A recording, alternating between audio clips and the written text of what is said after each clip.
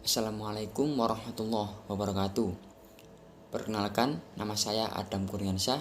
Saya dari Prodi Sistem Informasi di Universitas Nahdlatul Ulama Surabaya. Di sini saya selaku ketua dari kelompok 6, tugas mata kuliah pengantar teknologi informasi dan komputer akan menjelaskan tentang materi yang kami buat, yakni materi perancangan database sederhana yang beranggotakan 1. Adam Kurniansyah, saya sendiri.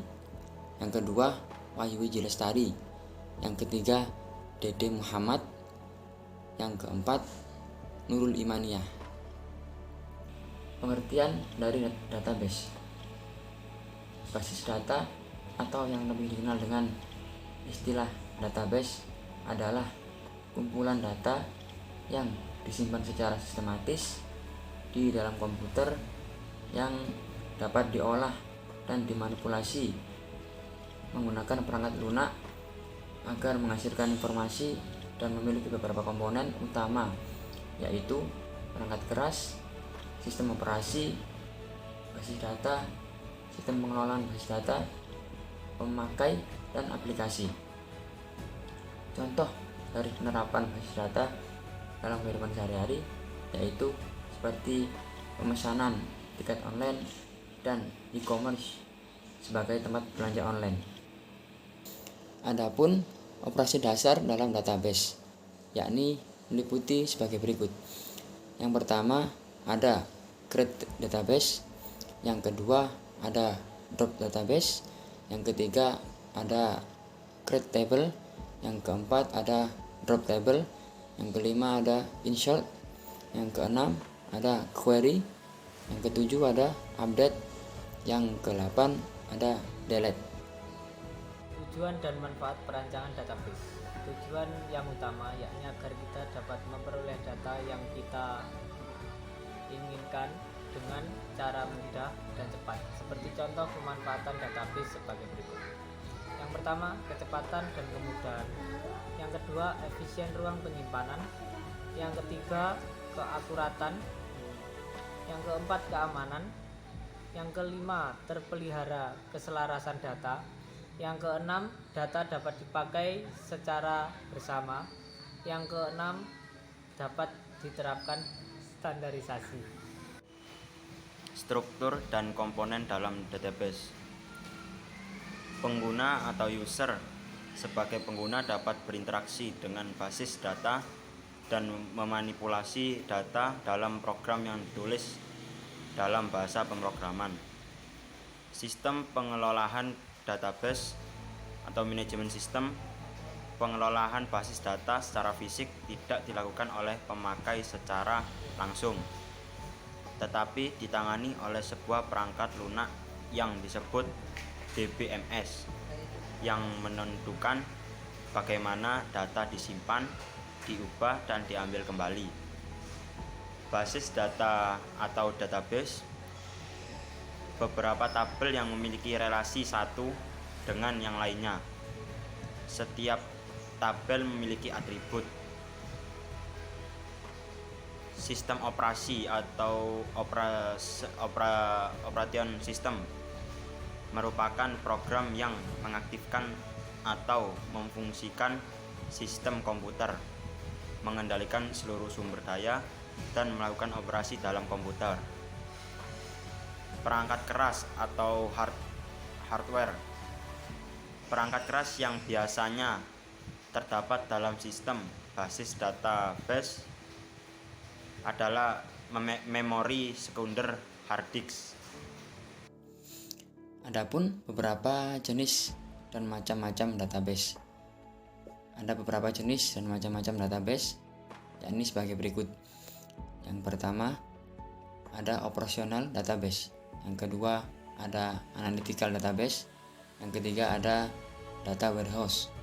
Yang keempat ada distributed database. Yang kelima ada end user. Yang keenam ada external database.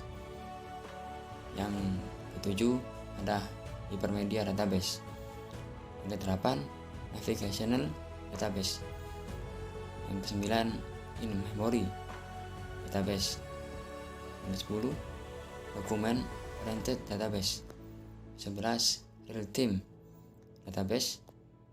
Yang terakhir relation database. Pengguna database. Pengguna dari database dibagi menjadi 3. Yang pertama, sistem engineer adalah seorang tenaga ahli yang bertanggung jawab atas pemasangan sistem basis data tersebut dan juga melakukan peningkatan dan melaporkan kesalahan basis data tersebut kepada sang penjual. Yang kedua, database administrator atau DBA, yaitu tenaga ahli yang mempunyai tugas untuk mengontrol sistem basis data secara keseluruhan dan juga meramalkan kebutuhan akan sistem basis data tersebut, juga merencanakan dan mengaturnya.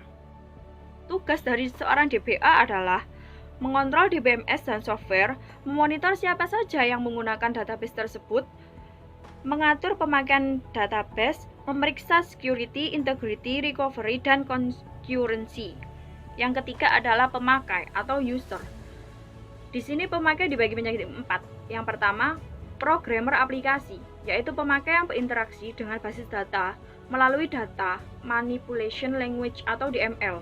Pemakai mahir atau casual user adalah pemakai yang berinteraksi dengan sistem tanpa menulis modul program.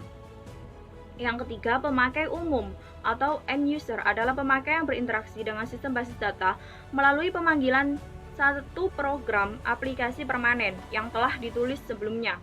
Pemakai khusus atau spesialis user adalah pemakai yang menulis aplikasi basis data non-konvensional.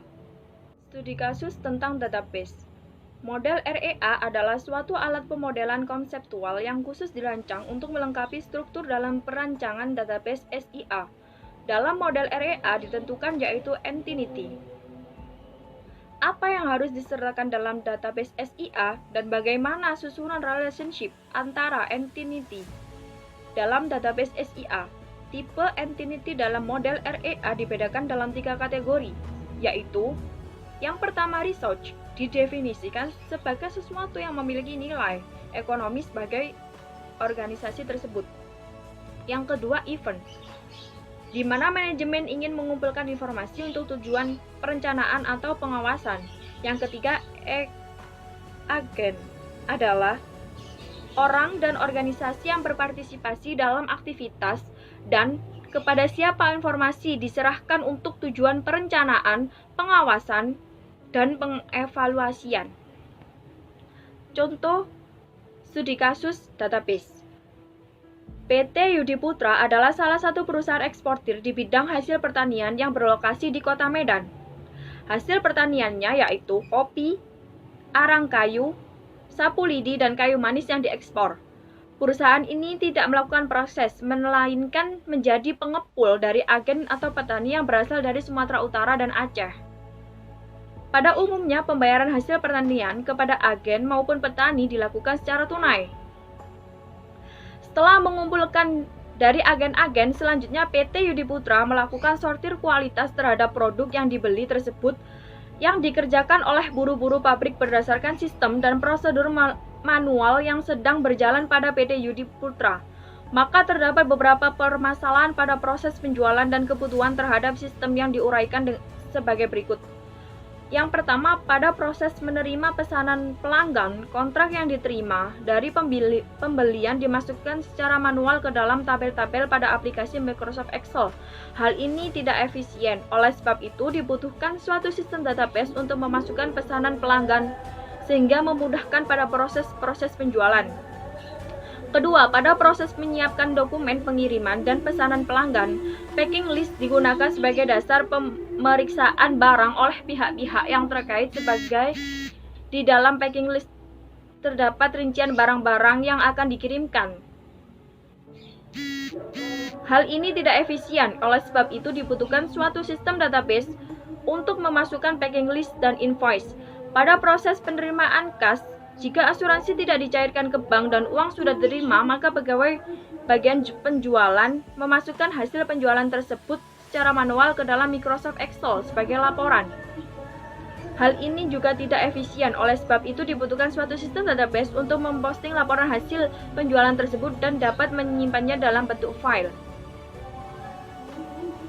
Pada contoh kasus di atas, kasus tersebut termasuk dalam kategori real time. Itu saja yang bisa kami sampaikan. Saya, Adam Kurniansyah, mewakili kelompok 6. Mohon maaf jika ada salah kata. Wassalamualaikum warahmatullahi wabarakatuh.